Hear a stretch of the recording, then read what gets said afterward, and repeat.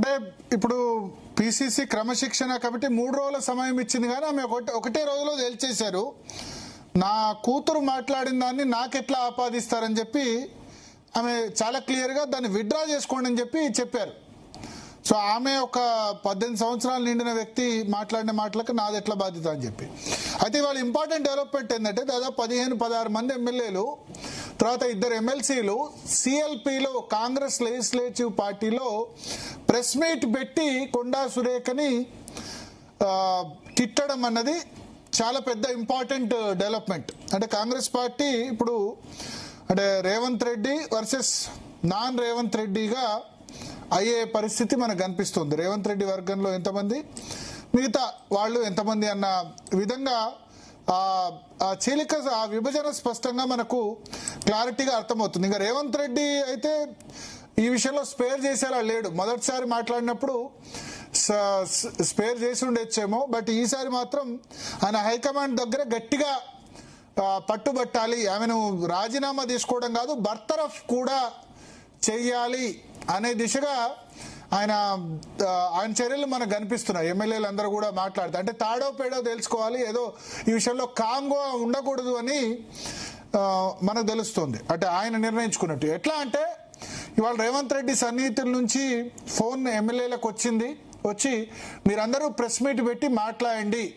బహుశా రేపు కూడా కొద్దిమంది ఎమ్మెల్యేలు మాట్లాడతారేమో. ఇవాళ అందుబాటులో ఉన్న వాళ్ళతో ఇవాళ మాట్లాడించి కొండా సురేఖ మీద కూడా ఫైర్ అయిన పరిస్థితి మనకు, చాలా తీవ్ర ఆగ్రహం వ్యక్తం చేసిన పరిస్థితి మనకు కనిపిస్తుంది. ఇవాళ దాదాపు 15-16 మంది ఎమ్మెల్యేలు హాజరయ్యారు. దానిలో వరంగల్ జిల్లా ఎమ్మెల్యేలు మనం చూసుకుంటే నాయన్ రాజేందర్ రెడ్డి, కొండా సురేఖతో శత్రుత్వం ఉంది అక్కడ ఆయనకు. ఎందుకంటే నాయన్ రాజేందర్ రెడ్డి మనకు తెలుసు Warangal west MLA. Warangal west విషయంలో గతంలో గొడవ కూడా పడ్డారు. వరంగల్ ఈస్ట్ ఎమ్మెల్యే కొండా సురేఖ, అట్లాగే వర్ధనపేట ఎమ్మెల్యే కేఆర్ నాగరాజు, ఆయన కూడా లాస్ట్ 1-2 డేస్గా మాట్లాడుతున్నారు. ఇవాళ ప్రెస్ కాన్ఫరెన్స్ లో వచ్చారు. సో రేవంత్ రెడ్డి కొండా సురేఖకు వ్యతిరేకంగా దాదాపు 16-17 మంది ఎమ్మెల్యేలని మొబిలైజ్ అక్కడ చేసి మాట్లాడించగలిగారు. సో ఆ ఎమ్మెల్యేల పేర్లు చదువుతాను నేను. దీనిలో ఉన్నవాళ్ళు నాయన్ రాజేందర్ రెడ్డి అవుట్ రైట్ గా, ఎందుకంటే అదర్వైజ్ రేవంత్ రెడ్డితోనే కాకుండా వాళ్ళకి శత్రుత్వం కూడా ఉంది. పక్కపక్క నియోజకవర్గాలు. వరంగల్ వెస్ట్ లో ఆమె కొండా సురేఖ జోక్యం చేసుకుంటున్నారు. అక్కడ ఆ టెంపుల్లో ధర్మకర్తగా నాయన్ రాజేందర్ రెడ్డికి తెలియకుండా అక్కడ నియమించారు కొండా సురేఖ దేవాదాయ శాఖ మంత్రిగా అన్న ఆరోపణలు గతంలో నాయన్ రాజేందర్ రెడ్డి చేశారు. ఆయన అక్కడ ఉన్నారు. కేఆర్ నాగరాజు నిజామాబాద్ మాజీ పోలీస్ కమిషనర్, ఐపీఎస్ అధికారి, వర్ధనపేట ఎమ్మెల్యే ఆ ప్రెస్ కాన్ఫరెన్స్ లో మనకు కనిపించారు. అట్లాగే వరంగల్ జిల్లాకు సంబంధించి చూసుకుంటే రేవూరి ప్రకాష్ రెడ్డి అక్కడ మనకు కనిపించారు. రేవూరు ప్రకాష్ రెడ్డి వల్లనే ఇష్యూ అయిందంటే పరకాల నుంచి రేవూరు ప్రకాష్ రెడ్డిని గెలిపించండి, ఆయన మరొకసారి పరకాల నుంచి ఎమ్మెల్యేగా గెలిపించండి అని రేవంత్ రెడ్డి స్టేట్మెంట్ చేసినందుకే కొండా సుస్మిత ఆ విధంగా మాట్లాడారు. సో వరంగల్ జిల్లాకు సంబంధించి ఈ 3 ఎమ్మెల్యేలు ఉన్నారు. అట్లాగే బసవరాజ్ సారయ్య ఎమ్మెల్సీ, వాళ్ళిద్దరికి ఉప్పు నిప్పు. బసవరాజ్ సారయ్యకి కొండా సురేఖకు, ఎందుకంటే గతంలో బసవరాజ్ సారయ్య మీదనే 2014లో టిఆర్ఎస్ అభ్యర్థిగా కొండా సురేఖ విజయం సాధించారు. సో వాళ్ళిద్దరికి ఆబ్వియస్లీ మొదటి నుంచి కూడా ఉన్నాయి. సో నిన్న మొన్న కూడా మాట్లాడారు బసవరాజ్ సారయ్య మీడియాలో. ఇది కాకుండా వచ్చిన మిగతా ఎమ్మెల్యేలు మనం మాట్లాడిన వాళ్ళు ప్రముఖంగా చూసుకుంటే ఎమ్మెల్యేలు, నేను ముందుగా ఎమ్మెల్యేల విషయానికి వస్తాను. ఎమ్మెల్యేల్లో బీర్లా ఐలయ్య యాదవ్, ఆలేరు శాసనసభ్యులు. సో ఆయన మాట్లాడారు అక్కడ కొండా సురేఖకు వ్యతిరేకంగా. అంటే బీసీ కాబట్టి బీసీతో మాట్లాడించాలనే ఉద్దేశంతో అక్కడ 2 బీసీ ఎమ్మెల్యేలు కనిపిస్తున్నారు. బీర్లా ఐలయ్య యాదవ్ కనిపించారు. అదేవిధంగా షాద్నగర్ ఎమ్మెల్యే ఈర్ల శంకరయ్య ఇద్దరు కూడా మనకు బీసీ ఎమ్మెల్యేలు.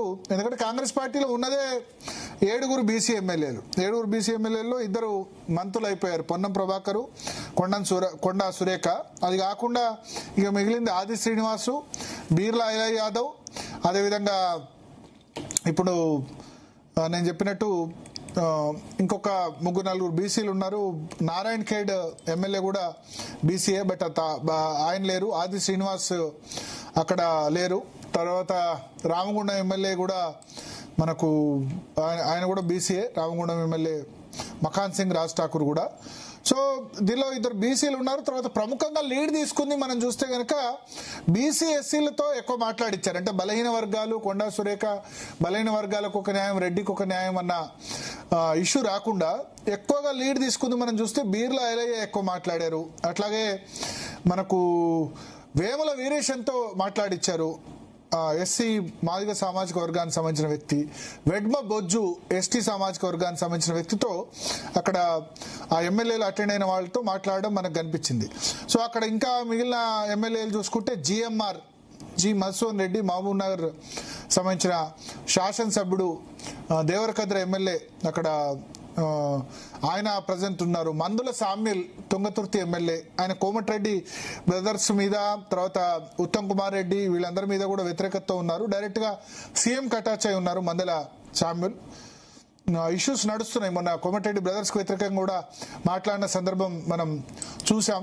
అట్లాగే ఇంకా అక్కడ ఇవాళ అటెండ్ అయిన ఎమ్మెల్యేస్ చూసుకుంటే బుయ్యని మనోహర్ రెడ్డి మనకు కనిపిస్తున్నారు. మనోహర్ రెడ్డి తాండూరు శాసనసభ్యులు అక్కడ ఆ మీటింగ్ లో మనకు అంటే ఆ ఎమ్మెల్యేలో ప్రజెంట్ అయిన వాళ్ళు కనిపిస్తున్నారు. అట్లాగే బత్తుల లక్ష్మారెడ్డి మిర్యాలగూడ ఎమ్మెల్యే ఉన్నారు. బాలు నాయక్ దేవరకొండ శాసనసభ్యులు, ఈయన కూడా ప్రెస్ కాన్ఫరెన్స్ లో మాట్లాడారు. సో ఎక్కువ మనం చూస్తే గనక రేవంత్ రెడ్డి వర్గం కూడా చాలా క్లియర్ గా బీసీ కొండా సురేఖ అన్న ఫీలింగ్ రాకుండా ఎక్కువగా బీసీ ఎస్సీ ఎస్టీ శాసనసభ్యులతో మాట్లాడించారు. వెడ్మ బొజ్జు మాట్లాడారు, అట్లాగే బాలు నాయక్ మాట్లాడారు, వేముల వీరేశం మాట్లాడారు, తర్వాత బీర్లా ఐలయ్య యాదవ్ మాట్లాడారు. కొద్దిసేపు మన ఎమ్మెల్సీ బల్మూరు వెంకట్ కూడా మాట్లాడారు 1-2 నిమిషాలు. బట్ బల్మూరు వెంకట్ ఎమ్మెల్సీ ఆయన కూడా మీటింగ్ లో ఉన్నారు. ఇక రెడ్డి శాసనసభ్యులు దానిలో ఉంటే బుయ్యని మనోహర్ రెడ్డి ఉన్నారు, కూచుకుళ్ళ రాజేష్ రెడ్డి నాగర్ కర్నూల్ శాసనసభ్యులు ప్రజెంట్ ఉన్నారు. అక్కడ ఖమ్మం అనిల్ కుమార్ రెడ్డి కూడా దీనిలో ప్రజెంట్ ఉన్నారు. సో వాళ్ళంతా కూడా వెనక కూర్చున్నారు రెడ్డి ఎమ్మెల్యేస్ మోస్ట్లీ. జిఎంఆర్ కానీ ప్రెస్ కాన్ఫరెన్స్ ఒకసారి విజువల్స్ ప్లే చేయండి. సో వెనక శాసనసభ్యులు వెనక ఎక్కువ రెడ్డి శాసనసభ్యులు వెనక కూర్చున్నారు. బత్తుల లక్ష్మారెడ్డి కానీ, కూచుకుల రాజేష్ రెడ్డి కానీ, అదేవిధంగా కొంబం అనిల్ కుమార్ రెడ్డి కానీ, అట్లాగే చిక్కుడు వంశీకృష్ణ ఎస్సీ ఎమ్మెల్యే కూడా ఉన్నారు. ఒక నాయన్ రాజేందర్ రెడ్డి మాత్రం రెడ్డి ఎమ్మెల్యేస్ లో మాట్లాడారు. ఎందుకంటే వరంగల్ జిల్లాకు సంబంధించి రిలవెన్స్ కాబట్టి ఆయన మాట్లాడారు. బసవరాజ్ సారయ్య కూడా మాట్లాడారు. సో ఎక్కువ బీసీ ఎస్సీ ఎస్టీలతో కౌంటర్ ప్రెస్ కాన్ఫరెన్స్ ఒక విధంగా పెట్టించారు. సో ఇప్పుడు సురేఖకు వాళ్ళందరూ కూడా డిమాండ్ చేస్తుంది ఏంటంటే, స్పందన మరి మీ కూతురు సంబంధం లేదన్నప్పుడు నువ్వు ఖండించాలి కదా, నువ్వు మాట్లాడించాలి కదా. మీరు ఇప్పటివరకు చెప్పినట్టు 15 మంది ఎమ్మెల్యేలు, 3 ఎమ్మెల్సీలు కొండాను బర్తరఫ్ చేయాలని డిమాండ్ చేస్తున్నారు. మరోవైపు కొండా సురేఖకు మద్దతుగా కొందరు మంత్రులు సపోర్ట్ చేస్తున్నారంటే ఒక్కడ వినిపిస్తుంది. మంత్రులు ఇండైరెక్ట్ గా సపోర్ట్ చేస్తున్నారు, డైరెక్ట్ గా ఏం సపోర్ట్ చేయట్లేదు. ఇప్పుడు ఎవరు మరి ఏ మంత్రి కూడా మీరు బయటకు వచ్చి కొండా సురేఖకు వ్యతిరేకము చెప్పలేదు, అనుకూలం చెప్పలేదు. మీరు ఆలోచించండి, ఏ మంత్రి కూడా. ఇప్పుడు ఆమె టార్గెట్ చేసింది కొండా సుష్మిత, రేవంత్ రెడ్డిని, పొంగులేటి శ్రీనివాస్ రెడ్డిని, ఇద్దరిని టార్గెట్ చేసింది. మిగతా ఏ మంత్రులు కూడా ఇంతవరకు రెస్పాండ్ కాలేదు. వాళ్ళు they are waiting for high command green signal, ఈ వివాదంలో మనకెందుకని. కానీ ఎమ్మెల్యేలు అయితే మాట్లాడారు. డెఫినెట్ గా రేవంత్ వర్గం అవుట్ రైట్ గా ఇంకా ఇది కొట్టాలి, బర్తరఫ్ చేయించాలి. గతంలో బర్తరఫ్ చేసిన సందర్భాలున్నాయి, 2 సందర్భాలున్నాయి మనకు. శంకర్ రావును కిరణ్ కుమార్ రెడ్డి బర్తరఫ్ చేయించారు గతంలో, ఇట్లా వ్యతిరేకంగా కిరణ్ కుమార్ రెడ్డికి మంత్రిగా ఉండి వ్యతిరేకంగా మాట్లాడితే. అట్లాగే డిఎల్ రవీంద్రారెడ్డిని కూడా మంత్రిగా ఉండి వ్యతిరేకంగా మాట్లాడితే ఆయనను కూడా కిరణ్ కుమార్ రెడ్డి డైరెక్ట్ గా రాజీనామా తీసుకోకుండా బర్తరఫ్ అంటే మీకు రాజీనామా అడిగి తీసుకోవచ్చు, అట్లా కాకుండా అవకాశం కూడా ఇవ్వకుండా బర్తరఫ్. ఈటల రాజేందర్ కూడా కేసీఆర్ బర్తరఫ్ చేశారు, ఆయన రాజీనామా తీసుకోకుండా గతంలో, అంటే పార్టీ నుంచి పంపించాలన్నప్పుడు. సో ఇప్పుడు రేవంత్ రెడ్డి ఉద్దేశం ఏంటంటే బర్తరఫ్ చేయించాలి, తన మీద ఇంకెవరు కూడా ఈ విధంగా మాట్లాడకూడదు అని చెప్పి. అయితే ఇప్పుడు పిసిసి నేను ఒకటే చెప్తాను, చాలా క్లియర్. రాష్ట్ర కాంగ్రెస్ లో 2 వర్గాలు ఉన్నాయి. ఒకటి రేవంత్ రెడ్డి వర్గం, రెండోది యాంటీ రేవంత్ వర్గం. రేవంత్ రెడ్డి వర్గంలో రేవంత్ రెడ్డి, బట్టి విక్రమార్క ఉంటారు, పొంగులేటి శ్రీనివాస్ రెడ్డి ఉంటారు. ఇక మిగతా వర్గం ఉత్తమ్ కుమార్ రెడ్డి, మహేష్ కుమార్ గౌడ్. బట్ వాళ్ళు ఉత్తమ్ కుమార్ రెడ్డి, మహేష్ కుమార్ గౌడ్ వాళ్ళ వర్గం ఉంటుందేమో కానీ వాళ్ళు యాంటీ పార్టీ యాక్టివిటీస్ని ఎంకరేజ్ చేయరు. అంటే కొండా సురేఖ కూతురు సుస్మితను మాట్లాడింది కరెక్టే అన్నారు. At the same time Konda Surekha కూతురు మాట్లాడిన దానికి కొండా సురేఖ బాధ్యత అన్నది కరెక్ట్ కాదు అని కూడా అంటారు వాళ్ళు. ఇప్పుడు నిన్న మహేష్ కుమార్ గౌడ్ ఏమన్నారు, కొండా సుస్మిత మాట్లాడిన తప్పు ఖండిస్తున్నాం అన్నారు. అట్లాగే రెండో మాట ఆయన ఏం మాట్లాడారు మీరు చూడండి. మహేష్ కుమార్ గౌడ్ బయట ఉంటే రెడీ అయ్యండి. ఆయన ఏమంటారు నిన్న, ఎవరు క్యాండిడేట్ను డిక్లేర్ చేసినా తప్పే, క్యాండిడేట్ను డిక్లేర్ చేసే అధికారం ఎవరికి లేదు, సిడబ్ల్యూసీ చూసుకుంటుంది, సెంట్రల్ ఎలక్షన్ కమిటీ చూసుకుంటుంది, క్యాండిడేట్ డిక్లేర్ చేసినా ఎవరు క్యాండిడేట్ డిక్లేర్ చేసినా చెల్లదు అని ఆయన చెప్పారు. So wide open, split is wide open. ఇది మరొక ఆగస్టు సంక్షోభం అవుతుందా? గతంలో ఎందుకంటే ఆగస్టు సంక్షోభాలు చాలా జరిగాయి ఎన్టీఆర్ సమయంలో. ఈ విదేశాలకు వెళ్ళినప్పుడు ఇటువంటి జరుగుతూ ఉంటాయి. మీకు 90s చెన్నారెడ్డి పదవి అమెరికా వెళ్ళగానే వెళ్ళింది. అట్లాగే ఎన్టీ రామారావు మొదటిసారి అమెరికా వెళ్ళినప్పుడు నాదెండ్ల భాస్కర్ రావు తిరుగుబాటు చేసి ఎన్టీఆర్ను పదవీచ్యుతుని చేశారు. అట్లాగే చెన్నారెడ్డి అమెరికా వెళ్ళినప్పుడు ఆయన పదవి పోయింది. అట్లాగే సరే నెక్స్ట్ టైం ఎన్టీఆర్ది ఆగస్టులో సంక్షోభం జరిగింది. ఇప్పుడు రేవంత్ రెడ్డి బ్రిటన్ను అమెరికా వెళ్దాం అనుకున్నారు, కానీ బ్రిటన్కే ఇప్పుడు పర్మిషన్ వచ్చింది, కేంద్ర ప్రభుత్వం పర్మిషన్ ఇవ్వలేదు. అది కూడా ఒక కాంట్రవర్సీ నడుస్తుంది. ఎందుకంటే కేంద్ర ప్రభుత్వం ఏంటంటే అక్కడ ఓవర్సీస్ ఫ్రెండ్స్ ఆఫ్ కాంగ్రెస్ పార్టీకి సంబంధించిన అనుబంధ విభాగం, అంటే ఫ్రెండ్స్ ఆఫ్ బీజేపీ లాగే ఓవర్సీస్ ఫ్రెండ్స్ ఆఫ్ కాంగ్రెస్ విభాగం ఉంది, ఓవర్సీస్ కాంగ్రెస్ ఈవెంట్లో ఉంది. ఆ యాక్టివిటీ బహుశా విదేశాంగ శాఖకు నచ్చలేదు, అందుకని అనుమతి ఇవ్వలేదు. ఎందుకంటే ముఖ్యమంత్రులు అమెరికా టూర్కు వెళ్తే జనరల్గా కేంద్ర ప్రభుత్వం అనుమతి తీసుకోవాల్సి ఉంటుంది. విదేశాంగ శాఖ కానీ అదేవిధంగా హోంశాఖ కానీ ఈ రెండు కూడా క్లియరెన్స్ ఇవ్వాలి. గతంలో ఇట్లా నిరాకరించిన సందర్భం లేదా అంటే ఉన్నాయి. తరుణ్ గొగోయ్ గతంలో విదేశీ పర్యటనకు వెళ్తా అంటే యూపీఏ ప్రభుత్వమే నిరాకరించింది. అట్లాగే అరవింద్ కేజ్రీవాల్ అమెరికా పర్యటనకు వెళ్తే గతంలో ఎన్డీఏ ప్రభుత్వం 2019లో అనుమతి నిరాకరించింది. సో ఇటువంటి సందర్భాలు మనకు ఉన్నాయి. ఇవాళ కూడా విదేశాంగ శాఖ స్పష్టం చేసింది, బ్రిటన్ టూర్కు మేము అనుమతి చేశాం, బట్ అమెరికా పర్యటనలో మాత్రం కొన్ని వివరాలు వెల్లడించలేదు, అందుకని మేము అనుమతి ఇవ్వలేదని. అనుమతి ఇవ్వకుంటే వ్యక్తిగతంగా రేవంత్ రెడ్డి వెళ్ళొచ్చు, పర్సనల్ టూర్ వెళ్ళొచ్చు, కానీ అఫీషియల్ డెలిగేషన్ కానీ అఫీషియల్ టూర్లో పాల్గొనరాదు. ఎందుకంటే కేంద్ర ప్రభుత్వం విదేశాంగ శాఖ అన్నది, విదేశాంగ విధానం అన్నది కేంద్ర ప్రభుత్వ పరిధిలోకి వస్తుంది కాబట్టి వాళ్ళ అనుమతి ఇవ్వలేదు. సో ఇప్పుడు స్ప్లిట్ ఓపెన్. రేపు కూడా మరికొద్ది మంది శాసనసభ్యులు ఒక 10-12 మంది బయటకు వచ్చి మాట్లాడవచ్చు అని రేవంత్ రెడ్డి వర్గం చెప్తుంది. ఇంకోవైపు సెకండ్ అంటే రేవంత్ రెడ్డికి వ్యతిరేకంగా ఉన్న వర్గం వాళ్ళు వెయిట్ చేస్తున్నారు ఏం చేయాలి అని చెప్పి. ఇంకా చాలా మందికి ఫోన్లు వచ్చాయట. ఇంకా ఇంట్రెస్టింగ్ ఇన్ఫర్మేషన్ ఏంటంటే కొద్దిమంది అంటే రేవంత్ రెడ్డి దగ్గర ఎప్పుడు పర్సనల్గా జైపాల్ రెడ్డి ఉంటారు. ఆ జైపాల్ రెడ్డి నుంచి మీరు ఎమ్మెల్యేలు మాట్లాడాలి, రేవంత్ రెడ్డికి వ్యతిరేకంగా ఇట్లా మాట్లాడినట్టు అని చెప్పి అతని నుంచి కాల్స్ వచ్చాయని చెప్తున్నారు. ఈర్ల శంకరయ్య షాద్నగర్ శాసనసభ్యుడు చాలా మంది శాసనసభ్యులకు కాల్ చేసి రండి అని ప్రెస్ కాన్ఫరెన్స్ పెడుతున్నారు, రండి అని పిలిచారట. కొద్దిమంది పోలేదు కూడా. పిలిచినప్పుడు కొద్దిమంది దీన్ని అవాయిడ్ కూడా చేశారు ఈ ప్రెస్ కాన్ఫరెన్స్. అంటే మనం ఎందుకు మాట్లాడాలి అని చెప్పి. అంటే ఈ వివాదం చూస్తే వ్యక్తిగత వ్యాఖ్యల వరకు పరిమితమా, కాంగ్రెస్ లో అంతర్గత ఆధిపత్య పోరుకు సంకేతం అనుకోవచ్చు? డెఫినెట్ గా అంతర్గత ఆధిపత్య పోరుకు సంకేతమే. అటువైపు చూడండి, మీకు కొండా సురేఖ ఒక చిన్న ఆన్సర్ ఇచ్చి తప్పుకున్నారు. ఆమె నా కూతురు మాట్లాడిన దానికి నేను ఎట్లా రెస్పాన్సిబిలిటీ అని చెప్పి. పైగా సుస్మిత ఏం చెప్తుంది, నా వ్యతిరేకత రేవంత్ రెడ్డి కానీ రాహుల్ గాంధీ సోనియా గాంధీ అంటే నాకు గౌరవం ఉందని ఆమె చెప్తుంది.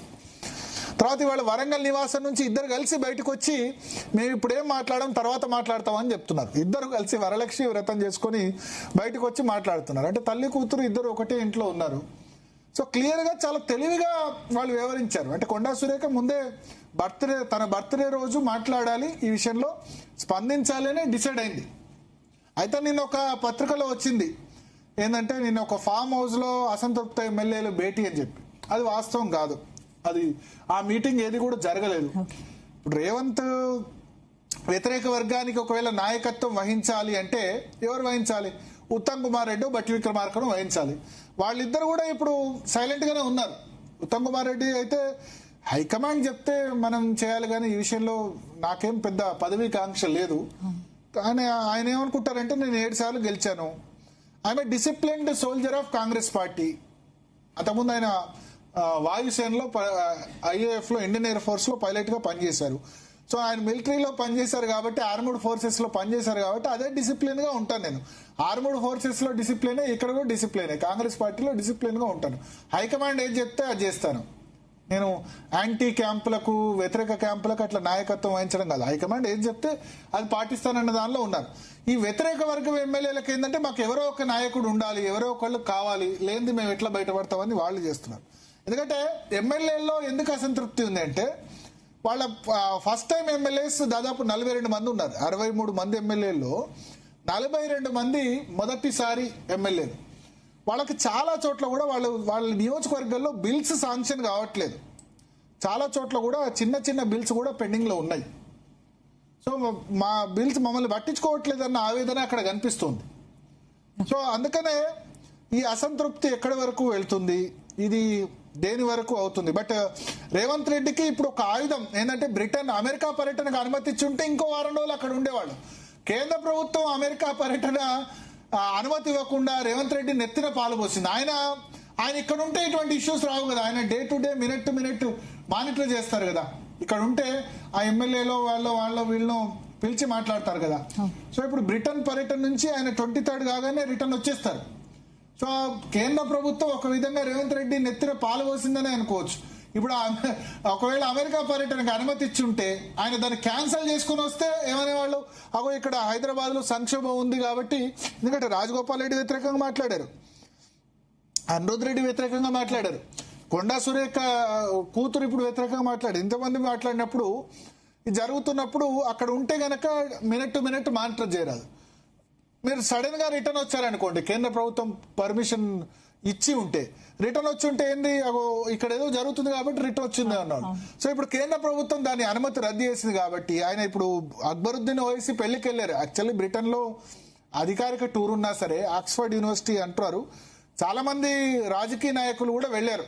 అక్బరుద్దీన్ ఓవైసీ కుమార్తె వివాహం ఉంది లండన్ లో.